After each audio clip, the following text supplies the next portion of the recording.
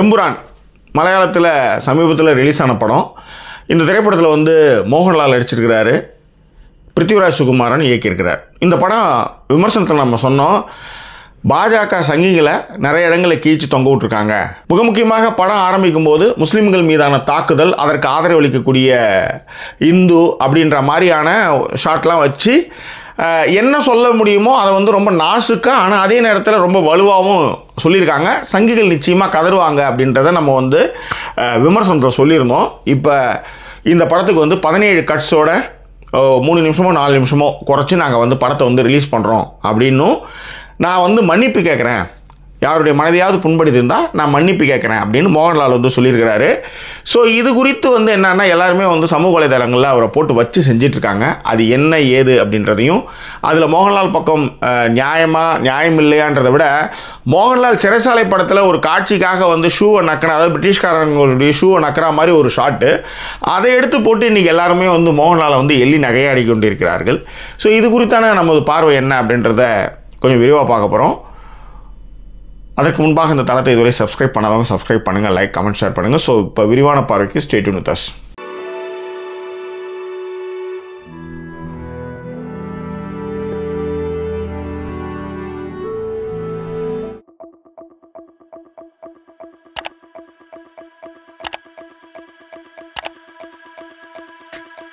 மோகன்லால் மீது நீங்கள் நிறைய விமர்சனங்கள் வைங்க, எல்லாத்துக்கும் நம்ம முட்டு கொடுக்க போகிறது கிடையாது. ஆனால் ஒரு கலைஞன் வந்து ஒரு இக்கட்டான சூழலில் இருக்கும்போது, இப்போ விஸ்வரூபம் படத்து பிரச்சனையில் வந்து கமல் வந்து இந்த மாதிரியான ஒரு பாதிப்பை தான் சந்தித்தார். அந்த படம் இங்கே ரிலீஸே ஆகலை, மற்ற இடங்களில் ரிலீஸ் ஆச்சு. இங்கே அதற்கான எந்த மாதிரியான குடைச்சல்லாம் கொடுத்தாங்க. அவர் என்ன சொன்னார், நான் கிளம்பி போகிறேன் அப்படிலாம் சொன்னார்.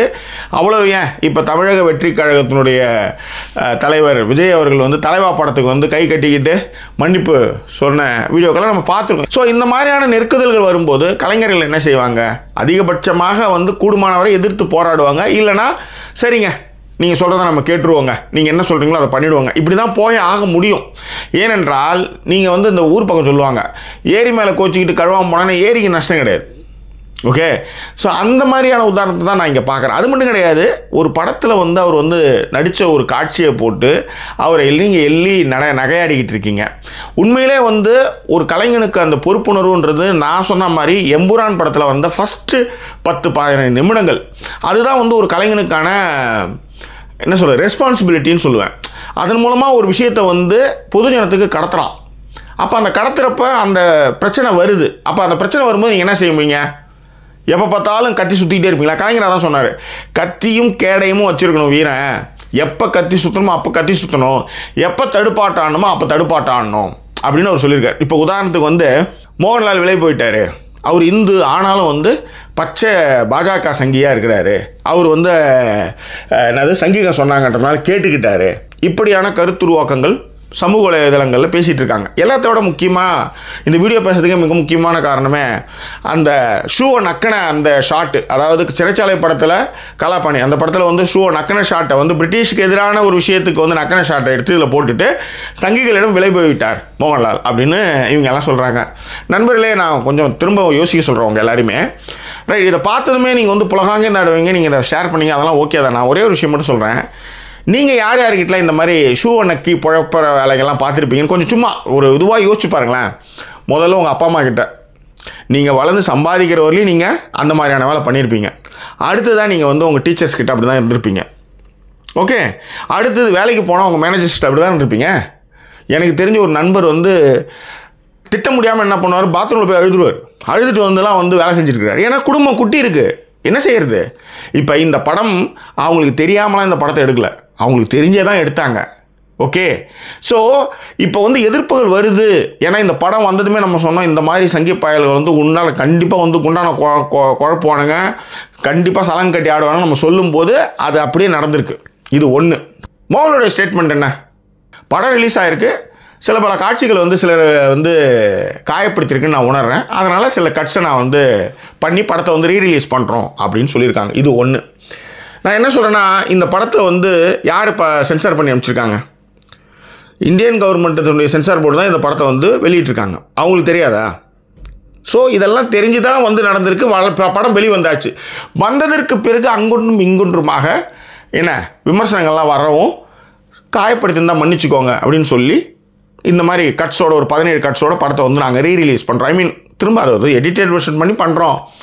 அப்படி இதுக்கு முன்னாடி நீங்கள் அன்கட் வெர்ஷன் பார்த்துருப்பீங்க, இப்போ நான் வந்து கட் பண்ணி அனுப்புகிறேன்னு சொல்லிட்டார், அவ்வளோதான். இதற்கு வந்து இவங்க எல்லாரும் சேர்ந்து அவரை போட்டு காலி பண்ணிகிட்டு இருக்காங்க.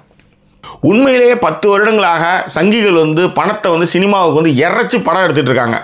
இப்போ உதாரணத்துக்கு வந்து கேரளா ஸ்டோரி, அந்த படத்துக்கு என்ன நீங்கள் கட்ஸ் கொடுத்தீங்க சொல்லுங்கள்? 370, காஷ்மீர் ஃபைல்ஸு, த வேக்சின் வாரு, JNU, இந்த மாதிரி ஏகப்பட்ட படங்களை நீங்கள் சொல்லிக்கிட்டே போகலாம். எல்லாமே சங்கி ஃபிலிம்ஸ் தான். அதுக்கு எதாவது நீங்கள் கட் கொடுத்துருக்கீங்களா? அதுக்கு எதிர்ப்பு தெரிவிக்கும் போது அதை பற்றி நீங்கள் வந்து கவலைப்பட்டிருக்கீங்களா? சங்கிகளுடைய ஸ்பெஷல் விஷயமே என்னென்னா, எப்பயுமே ஏதாவது ஒன்று பண்ணிவிட்டு ரொம்ப பெருசாக வந்துன்னா சாரி அப்படின்ட்டு போயிடுவாங்க. அன்றைக்கி வந்து அத்தனை பேரும் வந்து சேர்ந்து போய் பாபர் மசூதி இடிச்சிட்டு நீங்கள் என்ன பண்ணுறீங்க? சாரி, அன்றைக்கி அது நடந்துடக்கூடாது. இதுதான் அவங்களுடைய ஸ்டைலு. ஸோ இன்னைய வரலையும் அந்த இப்போ நான் சொன்ன படங்கள்லாம் வந்து ஒரு பெரிய எதிர்ப்புகளாக வந்தபோது கூட அதை பற்றி அவங்க கவலைப்பட்டுக்கிட்டே கிடையாது. அப்படி இருக்கும்போது ஏன் வந்து மோகன்லால் இதை பண்ணாருன்ற கேள்வி வந்து நியாயம். ஆனால் அதே நேரத்தில் விலை போயிட்டாரு, செஞ்சிட்டாரு, போயிட்டாரு அப்படின்னு சொல்கிறத எந்த வகையிலும் நியாயம் கிடையாது. அது மட்டும் கிடையாது, அந்த ஷூ ஃபோட்டோலாம் போட்டு அவரை வந்து கலாய்க்கிறது வந்து நம்மளால் ஏற்றுக்கொள்ள முடியாது. காரணம் என்னன்னா, நீங்கள் அந்த மாதிரி நிறைய இடங்களில் உங்களை விட்டு கொடுத்துருப்பீங்க நீங்கள். இது வந்து ஒரு பார்வை. இன்னொரு பார்வை ஒன்று இருக்குது. எப்பயுமே வெறுங்கையில் போகிறவனுக்கு எந்த பிரச்சனையும் கிடையாது. கையில் எண்ணெயை வச்சுட்டு போகிறான் பற்றியா, ஒரு கிண்ணத்தில் எண்ணெயை வச்சுட்டு நடக்கிறான் இல்லை, அவனுக்கு தான் பிரச்சனை. இந்த படம் வந்து ஏகப்பட்ட எதிர்பார்ப்பில் ஏகப்பட்ட பொருட்கள் எடுத்துருக்குறாங்க. இதில் ஏதாவது ஒரு பிரச்சனைன்னா அது எல்லாரையுமே பாதிக்கும். ஓகே, அதனால தான் அவங்க என்ன செய்கிறாங்கன்னா, சாரிங்க உங்களை ஏதாவது காயப்படுத்தா நான் மன்னிப்பு கேட்டுக்கிறேன், அது மட்டும் கிடையாது 17 கட்ஸ் கொடுத்துட்றேன் அப்படின்னு சொல்கிறதும் ஒரு வகை. இதை இன்னொரு பார்வையும் பார்க்கலாம். இப்போ இதெல்லாம் ஒரு கதை. இன்னொரு கதை என்னென்னா, மேலிடத்திலிருந்து மிக மோசமாக மிரட்டப்பட்டிருக்கலாம். உங்களுக்கு தெரியாது, எனக்கு தெரியாது, ஆனால் மிரட்டப்பட்டிருக்கலாம். ஏன்னா அவங்க எந்த லெவலுக்கும் போவாங்க. இது ஒன்று.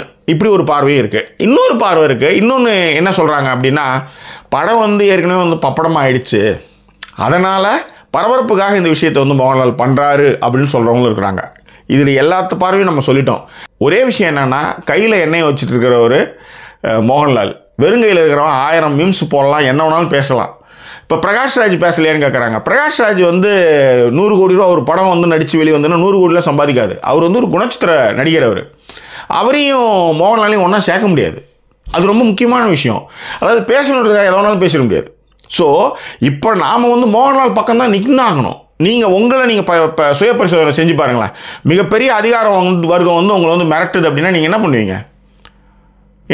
நீங்கள் அதுதான் முன்னாடியே சொன்னேன். உங்கள் அப்பா அம்மா கிட்ட காம்ப்ரமைஸ் ஆகிருப்பீங்க, உங்கள் டீச்சர்கிட்ட காம்ப்ரமைஸ் ஆகிருப்பீங்க, உங்கள் மேனேஜர்கிட்ட காம்ப்ரமைஸ் ஆகிருப்பீங்க, ஏன் உங்கள் ஒய்ஃப்கிட்டே காம்ப்ரமைஸ் ஆகிருப்பீங்க, நீங்கள் உங்கள் புருஷன்கிட்ட கூட காம்ப்ரமைஸ் ஆகிருப்பீங்க. இவ்வளவு தான். சரி, இது விடுங்க.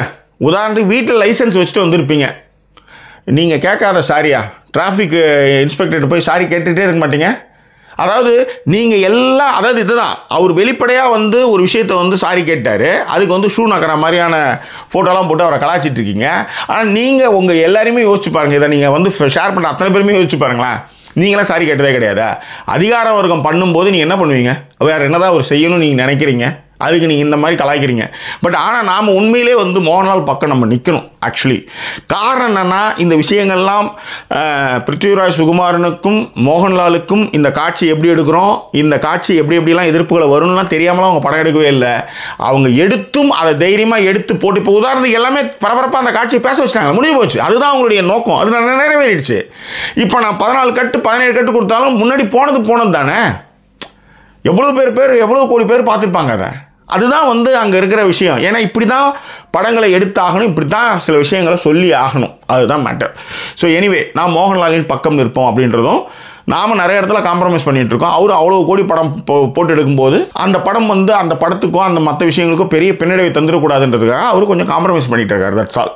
ஓகே, இது குறித்தான உங்கள் கருத்துக்களை பின்னோட்டங்களை தெரியப்படுத்துங்க. இன்னும் வேறொரு எபிசோட் உங்களை நான் சந்திக்கிறேன். அதோட நன்றி கூறுவது உங்கள் ஜாக்கி சேகரன். வணக்கம்.